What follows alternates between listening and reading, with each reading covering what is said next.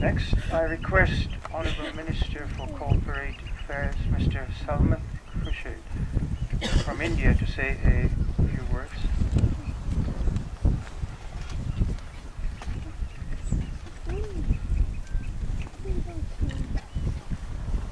Minister Martin, Honourable Jason Kenney, Councillor Jerry Canty, Councillor John Connolly, families of victims from India and Canada, and dear Irish friends. I join you here on behalf of the government and people of India to honour the memory of those whom terrorism took away from us 25 years ago. It is difficult to imagine that this tranquil spot in a place of such eternal great natural beauty is also the scene of one of the worst brutalities of our times. Each of the 331 names on that wall in front of us represents a life prematurely lost because terrorists made innocent victims the targets of their blind hatred. 25 years on, the pain of the senseless act lingers. The loss of human life from natural causes is agonizing enough. The pain is infinitely greater when lives are lost to indiscriminate human violence. Questions have now been raised about whether this tragedy could have been averted. When confronting these questions, we need to act on the knowledge of the expanding tentacles of international terrorism. Democracies need to cooperate closely by exchanging information, sharing intelligence, and acting decisively to disrupt terrorist communications, block their financing channels, and deny infrastructural support for their activities.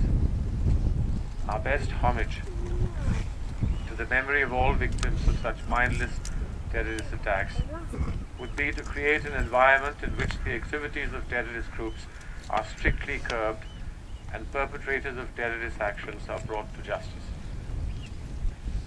This scene of tragedy has also been one where the finer human qualities of compassion and generosity have created a unique bond between the families of the victims and the people of this land.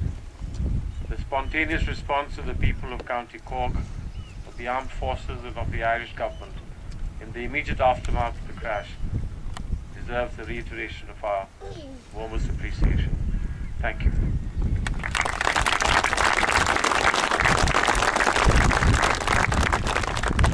Thank you.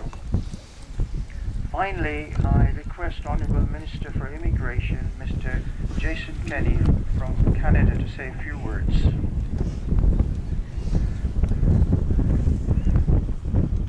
Ministers, mayors, councillors, Your Excellencies of the Diplomatic Corps, ladies and gentlemen, first, on behalf of the Government of Canada, let me express our profound gratitude to the people of Acahista, of Cork and of Ireland for this magnificent memorial and for their typically Irish warm-hearted welcome to the families of the victims over these past 25 years and to us all today. It has been 25 years. It happened not far from here, in this peaceful place, this generous community, the worst terrorist attack, the most horrible crime,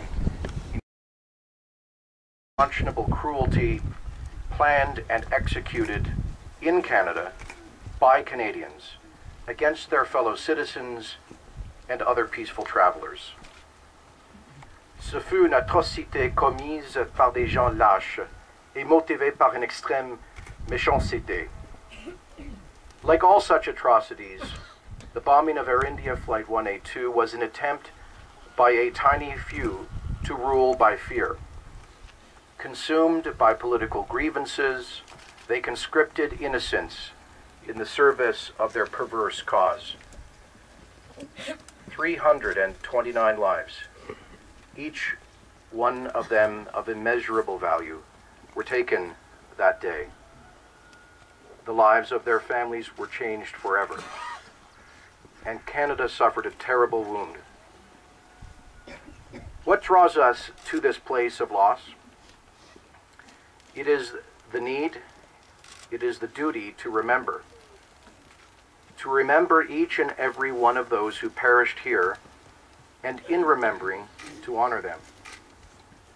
Beloved husbands, cherished wives, loving parents, doting grandparents, young people filled with great promise, and children, innocents among the innocent. Every year in Canada, this day is marked as a national day of remembrance in solemn memory of them and of all victims of terrorism. But for surviving family members and friends of the passengers on Flight 182, remembrance has been more than just an annual event. It has been a journey of heroic perseverance, of daily active remembrance, reaching back now a quarter of a century. For while grieving unimaginable losses, they also found the strength, somehow, to take action. They spoke up, they asked questions, and they had faith that however long it might take, they would find answers. In this long road of remembrance, they have been the conscience of a country. It is because of their refusal to forget that 1 week ago, Mr. Justice John Major released his report into what he called a cascading series of errors both before the bombing and in its wake. Finalement, nous avons fait un examen approfondi des événements et c'est profondément troublant. Finally, we have an in-depth examination of these events, and it is deeply troubling.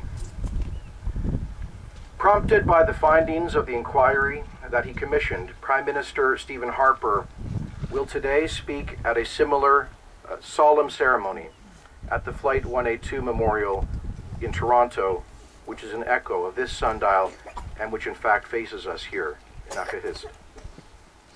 There, in Toronto, he will acknowledge what the victims' families have long known, that terrible mistakes were made, mistakes that our government will not seek to justify, mistakes that included sometimes callous disregard for the grief of the victims' loved ones and their hope that justice be done.